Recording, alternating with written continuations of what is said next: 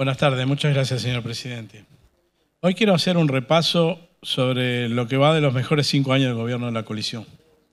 Llegaron al gobierno prometiendo no tocar la edad jubilatoria, pero luego la aumentaron en 5 años. Tampoco iban a aumentar las tarifas públicas ni los combustibles, pero lo llevaron de 36 a 75 pesos aproximadamente, ni los impuestos. Y lo primero que tocaron fue el IVA, aumentándole un 2%. Iban a volcar 550 millones de dólares en la educación y en cambio le quitaron 130 millones en los 2 primeros años.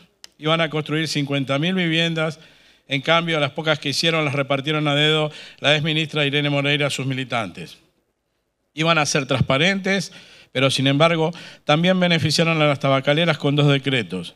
E Isaac Alfi fue a los Estados Unidos a declarar en contra de nuestro Estado y a favor de una multinacional que nos quería quitar 3.536 millones de dólares.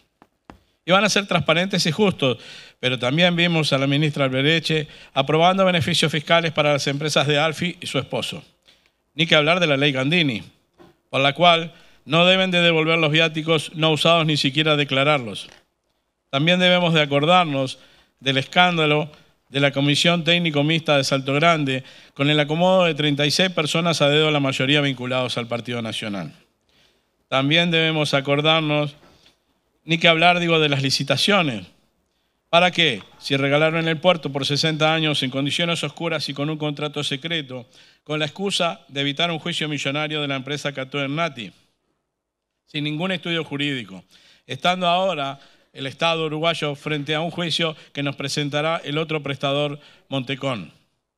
Y cuando 2 senadores intentaron investigar, los mandaron a espiar para ver si podían extorsionarlos. Estoy hablando de los senadores Mario Vergara y Charles Carrera. Todos recordamos a Javier García diciéndole a Raúl Sendic que él no podía mirar a los ojos a su pueblo porque había mentido, cuando él mismo se hacía pasar por pediatra cuando no lo es. Los que estaban preparados le entregaron un pasaporte a un narcotraficante peligroso requerido por Interpol. Y me refiero a Marcet, y fueron a entregárselo a la misma cárcel en Dubái. Luego, para ocultar toda esa trama, complotaron en el piso 11 de la torre ejecutiva para destruir y ocultar pruebas. Tomando estado público de estas maniobras, cayeron el canciller Bustillos, la vicecanciller Carolina H., quien había sido la que le entregara el pasaporte en la cárcel a Marcet, el asesor Roberto Laflú, el ministro Gebri y el subsecretario Guillermo Maciel. También podemos recordar al ministro de Turismo, Germán Cardoso, haciendo negocios con una empresa fantasma cuando ocupaba el Ministerio de Turismo. Los honorables, como el senador Manini Ríos, ocultándose en la justicia atrás de sus fueros, luego de prometer que se había acabado el recreo para todos, menos para él. Tampoco debemos olvidarnos de la asociación para delinquir que operaba en el 4º piso de la torre de presidencia, donde se gestionaban pasaportes falsos por 50.000 dólares, o se acordaba negocios, contratos, espionaje. Ya había hecho mención yo al caso de Vergara o Charles Carrera. Todo eso bajo la cara de Astesiano, ¿verdad? También debemos recordar a Gurméndez beneficiando desde su cargo en Antel a sus competidoras de Claro y Movistar. Tenemos un listado de gente honorable como Moreira, intendente de Colonia, cambiando pasantías laborales por sexo. O Sergio Botana, pagando sobresueldos cuando era intendente de Cerro Largo. O a la dinastía Carán, ahora en Artigas, pagando horas extra por 9 millones de dólares, en muchos casos con más horas de las que tiene el día. Mientras tanto, la pobreza infantil pasó del 16% en el 2019 al 20,9% en el 2023. Y nos encontramos con que tenemos una población en situación de calle del 24% con respecto al 2021 y al 58% con respecto al 2019, según el censo del MIDES en el 2023. Y habiendo también un 14,6% de hogares que tienen insuficiencia alimentaria moderada o grave, mientras que nos cuesta $400.000 mensuales mantener el estilo de vida de Luis Lacalle Pou, incluido peluqueros, veterinarios, maquilladoras, etcétera, etcétera. Y mientras regresan las carteras a los barrios, aumentan los homicidios, los delitos, tenemos a la fiscal Gabriela Fossati haciendo los mandados a cambio de ser diputada o algún carguito. No olvidemos cómo los honorables defendían al senador pedófilo Penades, y para ello urdieron desde los servicios del Estado una trama para presionar víctimas y testigos y desvirtuar pruebas. Y estos son quienes gobiernan Uruguay hasta el 2024. Son Sebastián Andújar en Canelones, diputado, denunciado por libramiento de cheques sin fondo en el 2015. Carlos Mazulo en Flores, es intendente y diputado procesado por fraude, confirmada la sentencia en el 2016. Alejandro Bauer de Florida, edil procesado por lesiones gravísimas a un joven conduciendo en estado de ebriedad en el 2017. Jorge Plada Maldonado, edil procesado por violencia privada por agredir a su esposa, también edil, ella retiró la denuncia en el 2016. Wilson Esquerra en Tacuarembó, diputado, conduciendo en estado de ebriedad, atropelló a una mujer en la moto en Interbalnearia en 2017. Horacio de los Santos, de Paysandú, secretario general de la Intendencia, procesado con prisión por contribuir a la explotación sexual en el 2013. Antonio Zulamián, en Montevideo, diputado suplente, denunciado por estafa en el 2017.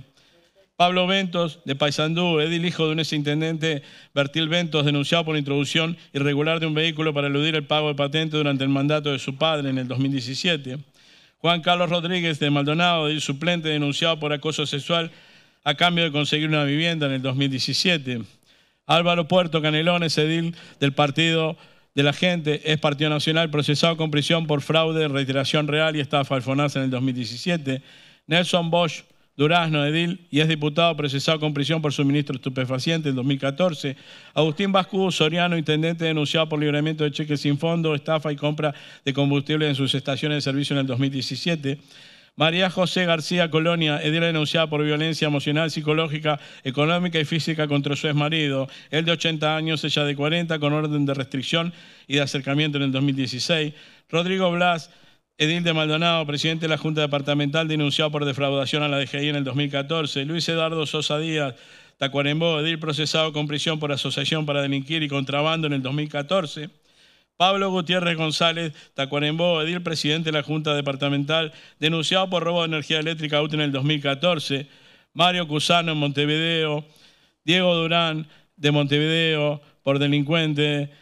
19, Alberto Picón Martínez, también de Montevideo, asesor en educación de la calle Pou, denunciado por actitudes violentas.